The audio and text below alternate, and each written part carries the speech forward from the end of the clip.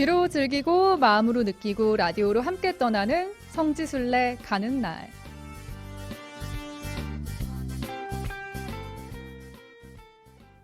네, 성지순례 마음은 있지만 쉽게 나서기 힘드셨나요? 또 궁금하긴 했지만 어떻게 준비해야 하는지 또 어떤 곳들이 있는지 막막하기만 하셨을까요? 그렇다면 매주 금요일 이 시간 함께해 주시기 바랍니다. 매주 금요일 성지순례 가는 날 코너를 페이스북과 유튜브를 통해서 보이는 라디오로 또 사진도 함께 보시면서 함께 하실 수 있고요. 페이스북 광주 가톨릭 평화방송 온에어 또 유튜브 광주 가톨릭 평화방송 계정 통해서 함께 해주시기 바랍니다. 가톨릭 해외 성지와 국내 성지를 2주씩 번갈아 가면서 소개해드리고 있어요. 지난주에 이어서 오늘도 국내 성지로 떠나보겠습니다. 국내 성지 안내를 맡아주실 분 함께 하시는데요. 안녕하세요. 안녕하세요. 평화를 빕니다. 평신도의 눈높이에서 친근하고 소박하게 여러분과 국내 성지 이야기를 함께 나눌 비아동 본당 조명순 글라라입니다.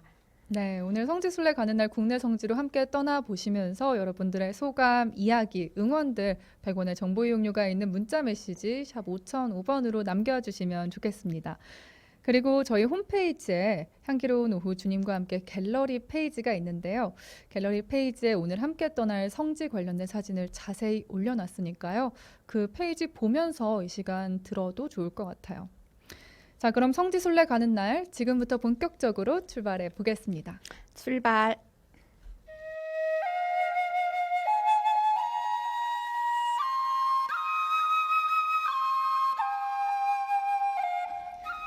중국 김가항 성당에서 신품을 받은 김대권 신부는 1845년 10월 국내로 입국해 11월부터 다음해 4월까지 은희 공수를 중심으로 사목 활동을 했다. 그의 사목 활동지 가운데 한 곳이 바로 이곳 단내였다. 정생원, 성사주로 왔으니 주저하지 말고 빨리 나오시오.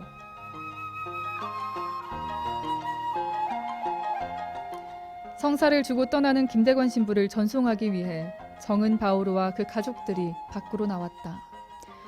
내가 이렇게 밤중에 다니는 것은 나 자신보다도 교우들에 대한 외인의 이목 때문이니 부디 나오지 말고 집안에 있으시오.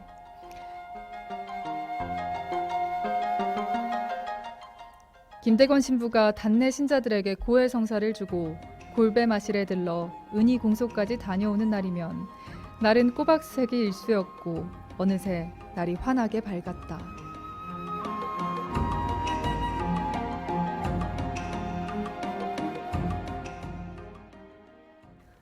네, 오늘 앞서 성 김대건 안드레아 신부님의 사목 활동에 관한 이야기 잠시 전해드렸습니다. 오늘 함께 떠나볼 성지, 어떤 성지인가요? 네, 지난 시간에는 일가족의 순교자를 기념하는 의정부교구 마제 성가정 성지를 다녀왔고요. 이번 시간에는 서로 가족관계인 순교자들을 기념하는 수원교구 단내 성가정 성지로 가보겠습니다. 네, 지금 단내 성가정 성지 사진 보이는 라디오 화면으로도 나가고 있습니다. 이번 달이 순교자 성월인데요. 그리고 그 다음 주가 온 가족이 모이는 추석 명절이잖아요. 오늘 단내 성가정 성지로 떠나는 순례 여정, 청취자분들도 함께 하시면서 가족의 의미를 되새겨보고 또 신앙 선조들의 순교 정신에 대해서 묵상해보는 시간들 되셨으면 좋겠네요. 자매님, 그럼 본격적으로 이 단내 성가정 성지의 정확한 위치부터 알려주세요. 네, 단내 성지는 경기도 이천시 호범면에 있습니다. 단내 성지는 병인 박해 때 남한산성에서 순교한 정은 바오로와 그의 제종손인 정양묵 베드로의 고향이자 유해가 묻혀 있는 곳입니다. 또한 이천에서 태어났거나 관련된 5분의 성인을 기념하는 성지이기도 하고요. 김대건 신부님의 사목 활동지로서의 의미도 있습니다. 특히 이곳이 성가정 성지가 된 이유가 있는데요. 네. 정은 바오로와 정양묵 베드로는 조선 관계이고요. 이호영 베드로와 이조이 아가타는 남매지간, 그리고 조증이 바르바라와 남이관 세바스티아노는 부부 사이여서 이곳에서 기념하는 7분의 순교자 가운데 이문우 성인을 제외하면 모두가 가족 순교자입니다. 그래서 이곳이 성가정 성지로 지정을 받게 되었습니다. 네, 지금 보이는 라디오 화면에도 나가고 있네요. 네, 정은 바오로와 정약묵 베드로의 사진 그 왼쪽 상단에서 확인하실 수 있고요.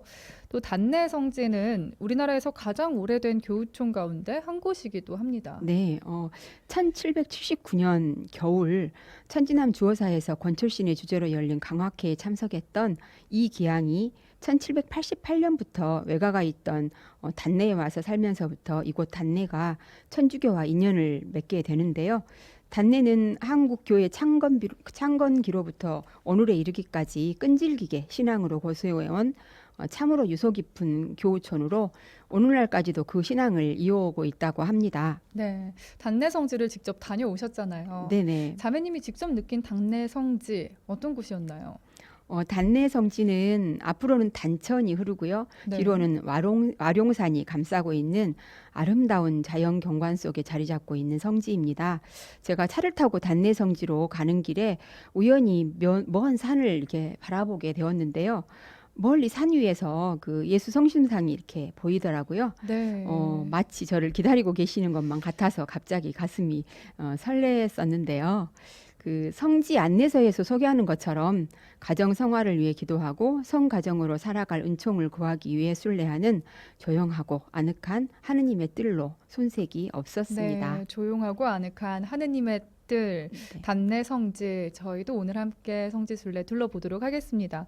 앞서 성 김대건 안드레아 신부님의 사목 활동에 대한 일화를 들려드렸습니다. 네. 이 단내 성지 내에 김대건 신부님 로라는 오솔길도 있다고요. 네네.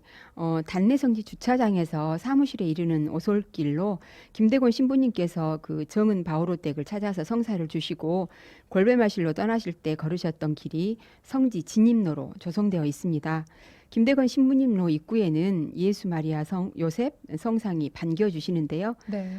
첫 걸음을 내딛는 바닥에 너는 오늘 나와 함께 있을 것이다라는 복음 말씀이 새겨져 있습니다.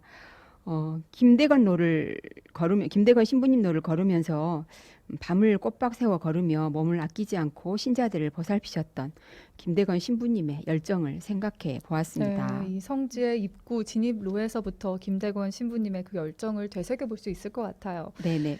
자, 그럼 이제 단내 성지의 7분의 순교자분들도 만나봐야겠죠. 네, 먼저 단내가 고향인 정은 바오로와 정량묵 베드로 순교자를 만나보겠습니다.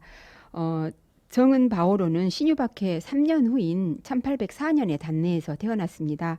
천주교 신자였던 사촌 형들이 유배되거나 사망한 이후라서 그들에게 직접 교리를 배우지는 못했고 성장한 뒤에 그 등창을 치료해주던 조사옥이라는 의원으로부터 교리를 배워서 천주교에 입교하게 되었습니다. 네, 그렇군요. 지금 보이는 라디오 화면으로 사진이 나가고 있습니다. 네. 이 왼쪽 하단 사진이 정은 바오로와 정약묵 베드로의 네, 묘라고요. 그렇습니다. 네. 네. 또 정은 바오로가 천주교 신앙을 받아들이고 열심히 복음을 전하면서 신앙생활을 하던 중 1866년에 병인 박해가 일어나게 되는데요. 그리고 정은 바오로는 집으로 들이닥친 포졸들에게 잡히게 됩니다. 네. 정은 바오로는 잡혔으면 가야지. 주님이 나를 부르시는데 아니 가고 어쩌겠는가 하시며 태연히 떠나셨다고 합니다. 정은 바오로가 잡혀가자 제 종손인 정량묵 베드로도 나도 천주교 신자입니다. 대부를 따라 치명하러 왔으니 나도 죽여주시오 하며 스스로 들어가셨답니다. 그러면 그 후에는 어떻게 됐나요? 이렇게 잡혀간 정은 바오로는 여러 교우들과 함께 얼굴에 모를 품고 그 위에 백지를 붙여서 숨이 막히게 하는 백지사라는 정말 잔인한 형벌로 순교하게 됩니다. 정은 바오로가 잡혀가자마자 재산은 모두 몰수당했고요. 또 포졸들은 남아있는 식구들을 잡으려고 날마다 찾아왔습니다. 네. 결국 남아있는 식구들은 눈 덮인 산으로 피신해서 검은 바위나 굴바위에서 은신하며 지냈답니다. 아버지가 치명하셨다는 소식을 들은 두 아들은 낭떠러지 바위 밑에 굴러 떨어져 있는 정은 바오로의 시신을 찾아내서 이곳 단내에 와서 산소에 모셨습니다. 아들이 아버지의 시신을 찾았고요. 네. 네. 이후 남은 가족들은 고향 단내를 떠나서 30여 년을 산속으로 옮겨 다니며 살다가 1900년이 되어서야 다시 고향 단내로 들어오게 되었는데요. 지금까지 그 후손들이 이곳에서 살고 있다고 하네요. 함께 치명한 제종손인 정량묵 베드로는 그 시신을 찾지 못해서 후에 성지를 조성하면서 그 순교토인 남한산성 동문박 흙을 거둬서 정은 바오로의 산소 옆에 모셨답니다. 이 두 분 순교자는 2013년 3월 하느님의 종으로 선정되어서 현재 10옥을 기다리고 있는 네, 중입니다. 이 두 분 순교자의 시복을 위해서 두 손 모아 기도해 보고요. 네네. 또 이제 단내성지에 순교비가 있는 5분의 성인 성녀들에 대한 이야기도 나눠보겠습니다. 네. 5분들은 모두 1984년 5월 6일 교황 요한 바오로 2세에 의해서 시성된 분들입니다. 먼저 이문우 성인은요. 단내성지 앞동네인 동산리 마을의 양반 교우집에서 태어났습니다. 그는 1년 이상을 모방 신부를 따라서 지방으로 다니면서 복사의 일을 했고, 그리고 1938년에는 엥베르 주교가 한국인 성직자를 양성할 목적으로 속성으로 신학교육을 실시했을 때 정화상 바오로, 이신규, 마티아 등과 함께 배우다가 1839년에 기회박해로 그 옥에 갇힌 사람들을 돕기 위해서 모금 활동을 또 했고요. 네. 당시 또 숨어 지내던 주교와 신부들에게 바깥 형편이 어떻게 돌아가는지를 자주 알려드렸었는데요. 이 선교사들이 순교한 후에는 교우들과 함께 그 순교자들의 시신을 거두어서 장사를 그랬군요. 지내주었습니다. 네. 네. 그리고 이제 이문우 성인도 포도청에 잡히게 되었고요. 옥에서 3개월을 보낸 후에 1840년 2월 1일 서울 당고개에서 참수형을 받고 순교하였습니다. 네. 그리고 이 단내성지에는 남매 순교자도 있죠. 네네. 이호영 베드로와 이소사 아가타는 남매지간으로 경기도 이천에서 가난한 시골 양반의 자제로 태어났습니다.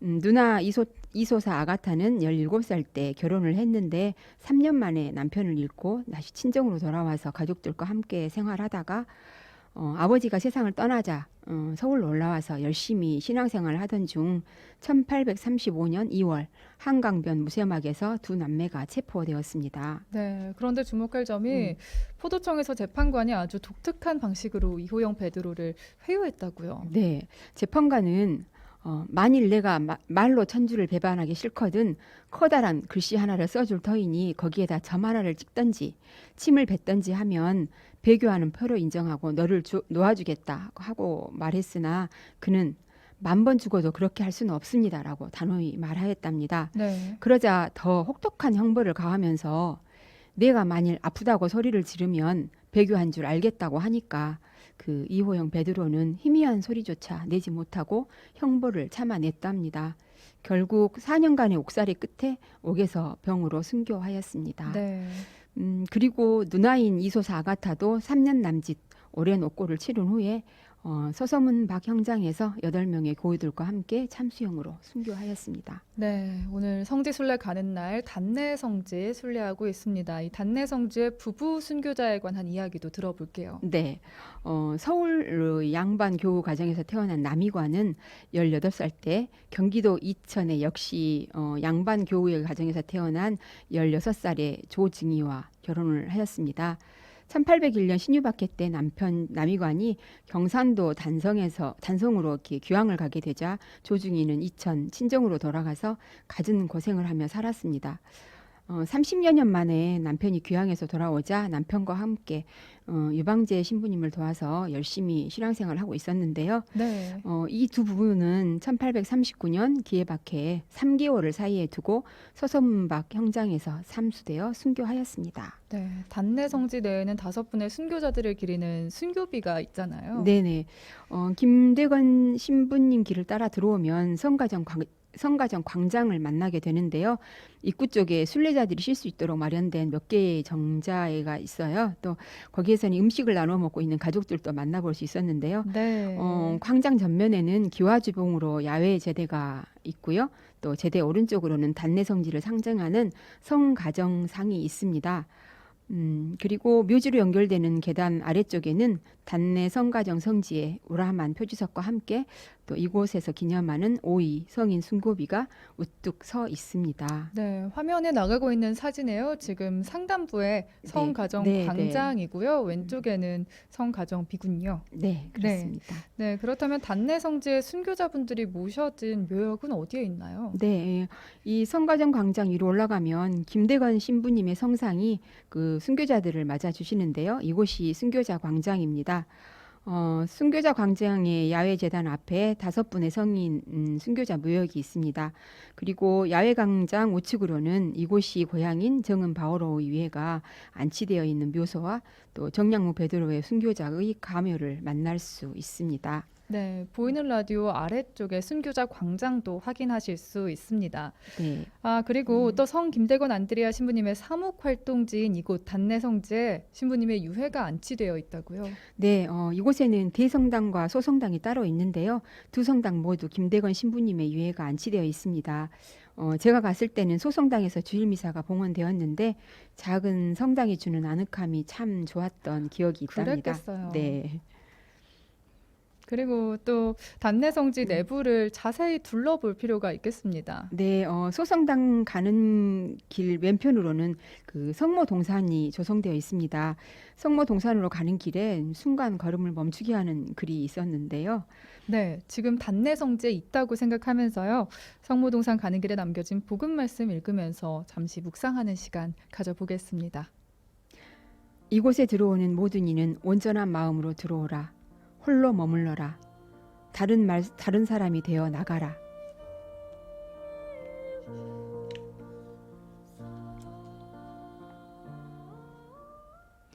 네, 저희는 지금 단내성지에 있습니다.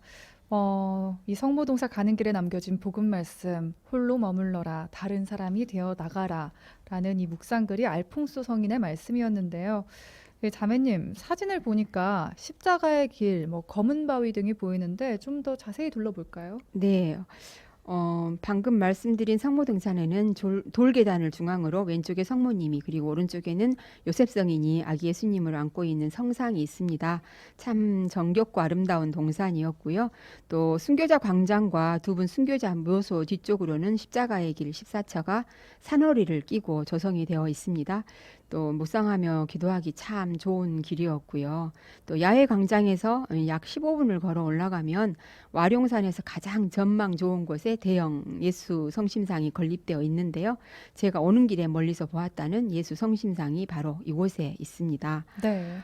그리고 예수 성심상에서 와룡산 계곡을 따라서 20분을 더 걸어가면 정은 바오로 순교자와 그 가족들이 박해를 피해 숨어 생활하며 기도했다는 검은 바위에 도착하게 됩니다. 네.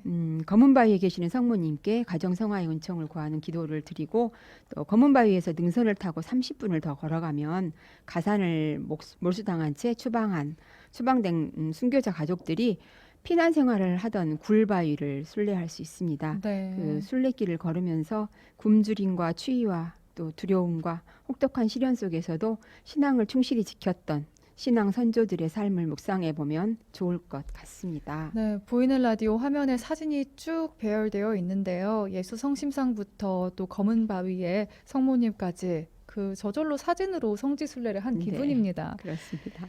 그리고 자매님, 단내성지를 방문할 예정인 분들이 있다면 꼭 이것만은 알아뒀으면 좋겠다 하는 네. 점이 있나요? 단내성지는 숲이 울창하면서도 인적이 없는 정말 아름답고 조용한 성지입니다. 그 성가정상을 시작으로 해서 예수 성심상, 굴바위, 검은바위, 김대건 성인로로 이어지는 총 연장 5.2km의 순례 코스가 그 와룡산 능선과 계곡을 따라서 조성이 되어 있는데요. 일상에서 벗어나 피정하는 마음으로 순례하기에는 정말 더없이 좋은 순례 코스입니다. 그런데 박해를 피해서 숨어 깊은 산으로 들어갔던 곳이었으니까요. 평탄한 순례길이라고 상상하면 안 되시고요.